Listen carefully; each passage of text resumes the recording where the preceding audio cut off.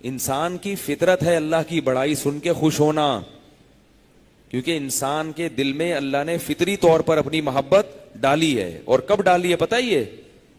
وَإِذْ أَخَذَ رَبُّكَ مِن بَنِي آدَمَ مِن ظُهُورِهِمْ، فرمایا کہ اس وقت کو یاد کرو جب میں نے آدم کی پشت سے سارے انسانوں کی روحوں کو نکالا. ایک وقت تھا عالم ارواح میں اللہ نے ہم سب کی روحوں کو جمع کیا اور ہم سے کہا الستو بربکم، کیا میں تمہارا رب نہیں ہوں؟ تو جتنی بھی روحیں ہیں، چاہے وہ مسلم ہو کافر ہو، جو بھی قیامت تک پیدا ہوں گے، سب نے کہا بلا، کیوں نہیں؟ یہ بھی کوئی پوچھنے کا سوال ہے. تو یہ جو اللہ نے اقرار لیا نا عالم ارواح میں، اگرچہ یہ اقرار ہمیں یاد نہیں ہے، لیکن اللہ نے کہلوا کے ہماری فطرت میں اور ہماری روح میں اپنی ربوبیت اور اپنی الوہیت اور اپنی محبت ڈال دی. تو بچہ اسی محبت کو لے کے دنیا میں آتا ہے، اسی محبت کو لے کے، اس لیے اس کو اللہ کی باتیں، اللہ کی کبریائی سننے میں مزہ آتا ہے، اس کا دل تنگ نہیں ہوتا. اس کی فطرت ہے نا، فطرت. ہاں اس کو اگر ماحول خراب کر دے تو ایک الگ بات ہے. جب ماحول خراب کرتا ہے تو قرآن نے کہا وَإِذَا ذُكِرَ اللَّهُ وَحْدَهُ اشْمَأَزَّتْ قُلُوبُ الَّذِينَ لَا يُؤْمِنُونَ بِالْآخِرَةِ، فرمائے پھر ان کو اکیلے اللہ کا ذکر اچھا نہیں لگتا جب تک کہ اس کے ساتھ غوث اعظم یا رسول اللہ مدد اور بابا اور مزار کا پیوند نہیں لگاؤ گے نا. اکیلا اللہ ان کو اچھا نہیں لگتا. تو وہ تب ماحول جب ان کو خراب کر دے تو پھر ہے. ورنہ انسان کی فطرت ہے، وہ چاہتا ہے کہ میں صرف اور صرف ایک کو معبود بناؤں اور اسی معبود سے محبت کروں، اور وہ اللہ ہے. تو اب فرعون کو یہ تھا نا کہ پبلک آہستہ آہستہ کچھ اپنے بھی کٹ رہے تھے اس کے. ورنہ یہ تو تھا نا کہ جیسی پہلے میری ایک عزت تھی وہ عزت پہ تو آنچ آ رہی ہے آہستہ آہستہ. تو فرعون نے جادوگروں کو بلایا. جادوگروں نے کہا کہ ہم تیری حکومت بچانے کے لیے اتنا کچھ کر رہے ہیں، ہل لنا من اجر، کیا ہے کیا کہا، ان کے الفاظ کیا تھے؟ وجاء السحرة فقالوا لفرعون أئن لنا لأجرا إن كنا نحن الغالبين، ہم مقابلہ جیت جائیں گے تو ملے گا کیا ہم کو؟ کچھ چیز بھی ملے گی کچھ، یا صرف ثواب ملے گا؟ ٹھیک ہے نا. تو فرعون نے کہا کہ نعم وإنکم لمن المقربون، بہت کچھ ملے گا اور ساتھ ساتھ عہدہ ملے گا، عہدہ، وزارتیں دے دوں گا، گورنر بنا دوں گا. صحیح ہے نا؟ میرے قریب ہو جاؤ گے، قریب، قرب، بادشاہ کا قرب ملے گا، میرے دربار میں بیٹھا کرو گے. اس سے یہ بہت بڑا، یعنی یہ بادشاہ کی نظر میں بہت بڑا اعزاز تھا کہ مصر کے بادشاہ کے پاس کسی کو جگہ مل جائے. تو بادشاہ گویا اپنی حکومت میں شریک کرنے کے لیے ان کو تیار ہو رہا ہے. اور اس سے بھی پتہ چلتا ہے کہ جس کی دل میں کسی کی عظمت ہوتی ہے اس کے ہاں سب سے زیادہ ویلیو اس کے قرب کی ہوتی ہے، کہ مجھے اس کا قرب مل جائے. اس کی جو ہے نا، جیسے نیک لوگوں کے دل میں جنت بھی ہے، لیکن پہلے کیا ہوتی ہے کہ اللہ راضی ہو جائے، خوش ہو جائے ہم سے. تو جادوگروں نے کہا یہ تو بہت نواز رہا ہے بھائی، عہدہ ملے گا، گورنر بن جائیں گے اور یہ ہو جائے گا وہ ہو جائے گا، بغیر الیکشن کے سلیکشن ہو رہی ہے. تو اللہ تعالیٰ فرماتے ہیں کہ پھر یہ جادوگر حضرت موسیٰ علیہ السلام کے مقابلے میں آ کے کھڑے ہو گئے. لیکن اب جادوگروں کو ڈر یہ تھا کہ اگر یہ اللہ کا سچا پیغمبر نکلا ٹھیک ہے نا، تو سچے پیغمبر سے مقابلہ کرنا یہ تو اپنے لیے موت میں ڈالنے والی بات ہے اپنے آپ کو. کیونکہ تاریخی روایتیں تو چلی آ رہی تھی نا، اگرچہ کافر تھے مگر تاریخی روایتیں قوم عاد کی، قوم سمود کی، اور ابراہیم علیہ السلام اور یوسف علیہ السلام نے تو وہاں حکومت کی تھی مصر میں، اور ان کی اولادیں. تو کافر بھی یہ قصے جانتے تھے، یہ واقعات کافر بھی جانتے تھے، تو ڈرتے تھے کہیں ایسا نہ ہو کہ کوئی بڑے چوڑے میں ہی پھنس جائیں عہدے کے چکر میں، جتنا ہے اس سے بھی نہ جائیں کہیں. فتنازعوا امرهم بینہم واسروا النجوى، آپس میں اختلاف کرنے لگے، یار لڑیں کہ نہیں لڑیں. جادوگر جتنے بھی تھے نا، کہا جاتا ہے کہ ہزاروں تھے واللہ عالم. تو وہ آپس میں کیا کرنے لگے، چپ کے کہ بھائی حکومت کو یا پبلک کو پتہ نہ چلے، پہلے ہی بتاؤ لڑنا بھی ہے کہ نہیں لڑنا، ابھی بھی موقع ہے، پتلی گلی ہے نکل لو. پتلی گلی ہر دور میں ہوتی ہے, یاد رکھو, ابھی بھی نکل لو. اب کیا ہوا کہ جب یہ آپس میں اس طرح سے کانا پھوسی شروع کر دی انہوں نے, تو ان کو خیال ہوا کہ اس طرح تو ہم نہ ادھر کے رہیں گے نہ ادھر کے رہیں گے. چپ کے کر تو رہے ہم, ایسا نہ ہو کہ کچھ نکل جائیں اور کچھ باقی رہ جائیں, تو مقابلہ ہو نہیں سکے گا. تو یہ ان کو خود احساس ہوا کہ یہ ہم غلط کر رہے ہیں. انہوں نے کہا بھائی اجمعوا کیدکم, سب مل کے ایک تدبیر کرو. سمجھ میں آ رہی ہے بات؟ کیا کرو؟ مل کے ایک ہی تدبیر کرو اور ایک ہی موسیٰ پہ حملہ کرو تاکہ اس کو شکست ہو جائے.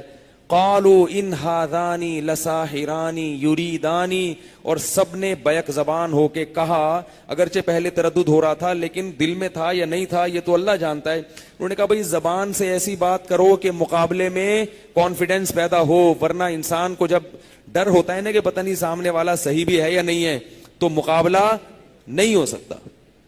یہ ڈر لگا رہے گا حق پر ہے, پھر تو اگر باطل پر ہوا تو بھی ہار جائیں گے مقابلہ. اگر یہ باطل پر ہوا نا تو بھی ہار جائیں گے. لہذا پھر سب نے بیک زبان ہو کے کہا کہ نہیں, بات یہ ہے ان ہادانی لساحرانی, یہ دونوں پکے جادوگر ہیں. یریدانی, پکے یہ چاہتے کیا ہیں, ان یخرجاکم من ارضکم, کہ یہ تمہیں تمہاری زمین سے نکال دیں. وَيَذْهَبَا بِطَرِيقَتِكُمُ الْمُثْلَىٰ, اور تمہارے باپ دادا کا جو اتنا خوبصورت دین چلا آ رہا ہے, وہ کتنے غلط دین کو کیا کہہ رہے تھے, انسان کی عقل ماری جاتی ہے. اتنے باطل اور الٹی الٹی چیزوں کو بھی وہ کیا کہتا ہے باپ دادا کی اندھی تقلید میں, کہ خوبصورت دین, کہ تمہارا جو اتنا خوبصورت دین ہے نا, یہ موسیٰ اور اس کا بھائی جادو کے زور سے ختم کرے گا. فَأَجْمِعُوا كَيْدَكُمْ ثُمَّ أَتُوا صَفًّا, ایک وار کرو اور صف بستہ ہو کے اکٹھا اس کے اوپر حملہ کرو. قَدْ أَفْلَحَ الْيَوْمَ مَنِ اسْتَعْلَىٰ, اللہ کی قسم آج جو اس مقابلے میں کامیاب ہوا, جو جیت گیا, وہ بہت بڑا کامیاب ہے. وہ ایسے نہیں کہ کوئی ورلڈ کپ میں پاکستان جیت کے آ گیا ہو, کہ تھوڑے دن بلے بلے ہو رہی ہے, اس کے بعد لوگ بھول گئے کہ ہے کیا, پھر اگلے میچ میں ہارا تو ٹانگیں ٹوٹ رہی ہیں اور گالیاں صلواتیں سننے کو مل رہی ہیں.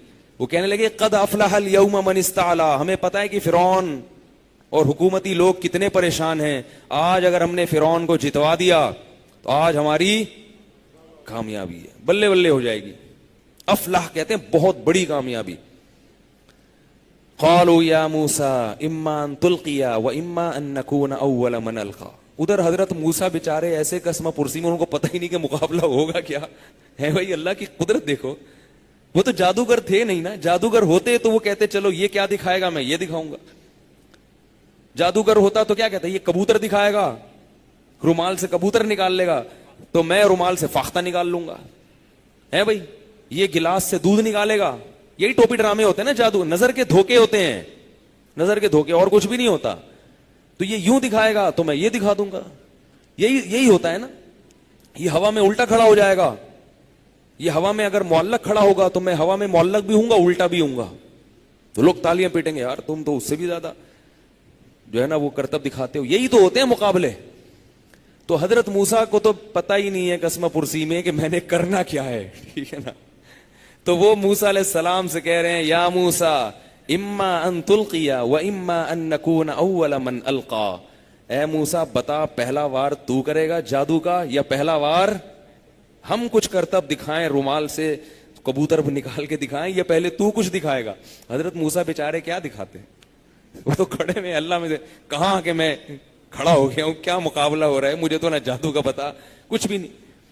موسیٰ علیہ السلام نے یہی کہنا تھا کہ بھائی تم ہی دکھا دو, ہم کیا دکھائیں, ہمیں تو کچھ نہیں پتا.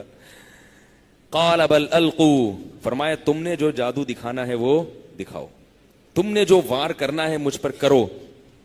فَأَلْقَوْا حِبَالَهُمْ وَعِصِيَّهُمْ, اللہ فرماتے لاٹھیاں اور رسیاں لے کر آئے تھے. وہ انہوں نے سنا ہوا تھا نا کہ موٹھا لاٹھی کو کیا بناتے ہیں, سانپ بناتے ہیں.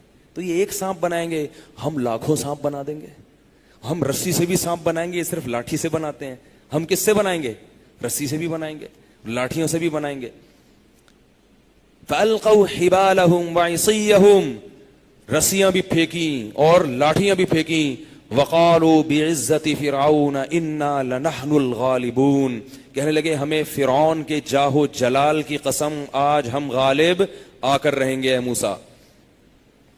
جب لاٹھیاں پھینکی ہیں اللہ فرماتے ہیں اور وہ رسیاں پھینکی ہیں تو جیسے ہی وہ لاٹھیاں اور رسیاں زمین پر گری، یخیل الیہم من سحرہم انہا تسعی، اللہ فرماتے ہیں لوگوں کی آنکھوں پہ ایسا جادو کیا کہ لوگوں کو ایسا لگ رہا تھا کہ یہ سانپ بن کے موسیٰ کی طرف دوڑ رہی ہیں۔ کیا مطلب؟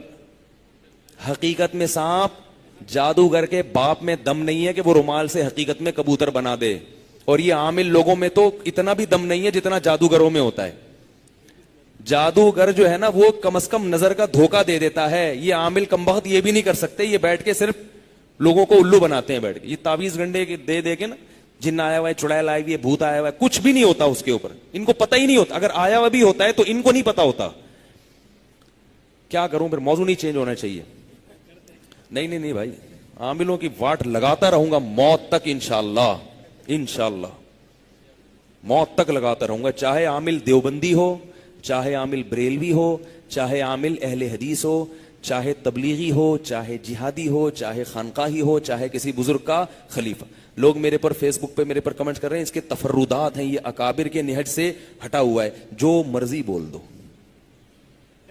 جو مرضی بول دو، میں اکابر ہی کے نہج پر ہوں الحمدللہ، لیکن اگر آپ کو لگتا ہے کہ ہٹا ہوا ہوں، لگنے دو، میری صحت پہ کوئی اثر نہیں پڑے گا۔ عاملوں کے خلاف انشاءاللہ بولتا رہوں گا، یہ الو بناتے ہیں اور تمہیں بناتے رہیں گے، اور تم ان سے الو بنتے رہو گے روحانیت کے نام پہ، جن چڑیل بھوت کے نام پہ۔ سمجھ رہے ہو؟ تو جادوگر حقیقت کو چینج نہیں کرتا۔ ہمارے بعض اکابر کی، بعض کی، سب کی نہیں، یہ رائے یہ تھی کہ جادو سے حقیقت بھی چینج ہو جاتی ہے۔ اس پر میرا ایک مستقل بیان سن لیں، میں نے دونوں طرف کے دلائل کا موازنہ کیا ہے، اور امام ابو بکر جساس جو بہت بڑے قرآن کے مفسر تھے، امام ابو بکر جساس، ان کی رائے جو مدلل ہے، ان کی یہ رائے ہے کہ جادو سے حقیقت تبدیل نہیں ہوتی۔ یہ بھی موضوع چینج ہو جائے گا، پورا واقعہ رہ جائے گا، اس لیے میں اس پہ روشنی ڈال رہا ہے۔ یوٹیوب پہ میرا کلپ موجود ہے کہ کیا جادو سے حقیقت چینج ہوتی ہے۔ جادو صرف نظر کا دھوکہ ہے، کچھ بھی نہیں ہوتا۔ تو اب کیا ہے، اللہ فرماتے ہیں کہ یخیل الیہ، لوگوں کو خیال یہ گزرا کہ یہ کیا ہے، جادو کے زور سے یہ، اللہ فرماتے ہیں ایسا مسمرزم کیا اور ایسا کوئی ہیپناٹائز کیا یا کیا کیا کہ سب کو یہ لگ رہا ہے کہ یہ کیا ہے، سانپ بن کے رسیاں دوڑ رہی ہیں۔ وجاؤ بسحر عظیم، اللہ فرماتے ہیں بہت بڑا جادو لے کر آئے تھے، یعنی اتنا بڑا جادو کہ عام حالات میں کسی کی نظر پر اتنا کھلے میدان میں اس طرح سے کرنا ممکن نہیں ہے، بہت ہی ٹرک کی استعمال کی تھی انہوں نے۔ اللہ فرماتے ہیں فَأَوْجَسَ فِي نَفْسِهِ خِيفَةً مُوسَىٰ، حضرت موسیٰ نے جب یہ دیکھا کہ یہ میری طرف دوڑ رہی ہیں تو موسیٰ اور ہارون کے دل میں خوف پیدا ہوا، یہ کیا ہو رہا ہے۔ ان پہ بھی جادو کا اثر ہوا، اس سے پتہ چلا کہ پیغمبر پہ بھی جادو کا اثر ہو جاتا ہے کسی مصلحت سے، ورنہ پیغمبر پہ جادو کا اثر نہیں ہوتا، لیکن جب کوئی مصلحت ہوتی ہے تو ہو جاتا ہے۔ ہمارے نبی پر جادو کا اثر ہوا تھا، اس میں مصلحت تھی تاکہ لوگ آپ کو جادوگر نہ سمجھیں۔ لوگ کہتے تھے یہ جادوگر ہیں، تو اللہ نے تھوڑا سا اثر ہونے دیا کیونکہ جادوگر پہ تو ہوتا ہی نہیں ہے، تو اس لیے اس مصلحت سے، ورنہ ہر ایک پہ نہیں ہوتا جادو کا اثر۔ دوسرا، موسیٰ علیہ السلام پر کیوں ہو گیا؟ تاکہ وہ پریشان ہو، تھوڑا سا مقابلہ تو ہو نا، ورنہ جادوگر سمجھ جاتے کہ بھئی یہ تو جادوگر ہے، اس پہ تو یہ تو سمجھ رہا ہے اس چیز کی حقیقت، تو ان کا ایمان، ان کا جو غلط نظریہ تھا اور کیا ہو جاتا، پکا۔ جب موسیٰ کے دل میں خوف پیدا ہوا، یہ کیا بھائی سانپ، وہ ایک لاٹھی جو سانپ بنی تھی وہاں جب بھاگے تھے پیچھے مڑ کے نہیں دیکھا، تو یہاں تو موسیٰ علیہ السلام کتنے پریشان ہوئیں گے، ادھر رسیاں سانپ بن کے تیزی سے ان کی طرف دوڑ رہی ہیں، یہ ادھر گھبرا گئے، پریشان ہو گئے۔ کیا عجیب الفاظ ہیں اللہ تعالیٰ کے۔ اللہ اپنے دین کو غالب کرنے کے لیے کیا کیا کرتا ہے، دیکھو کیا کیا کرتا ہے۔ فرمایا قلنا لا تخف، اے موسیٰ ڈر نہیں، ڈر نہیں، انکا انت الاعلی، آج کے دن مقابلہ کون جیتے گا؟ تو جیتے گا۔ اے اللہ کیسے جیتوں گا میں؟ موسیٰ علیہ السلام کو کچھ بھی نہیں پتا ہوگا کیا۔ القی ما فی یمینک، یہ جو میں نے تجھے بار بار توحے طور پہ پریکٹس کروائی تھی نا، رسی کو، یہ لاٹھی کو پھینکنے کی، یہ ایسے تھوڑی کروائی تھی. القی ما فی یمینک, تیرے دائیں ہاتھ میں جو لاٹھی ہے اس کو زمین پر ڈال دے. اس سے پتہ چلتا ہے کہ چیزیں کون سے ہاتھ سے پکڑنی چاہیے, دائیں ہاتھ. جب بھی لاٹھی کا ذکر آ رہا ہے حضرت موسیٰ کے دائیں ہاتھ سے, اس سے پتہ چلتا ہے بائیں ہاتھ سے کام نہیں کرنا چاہیے.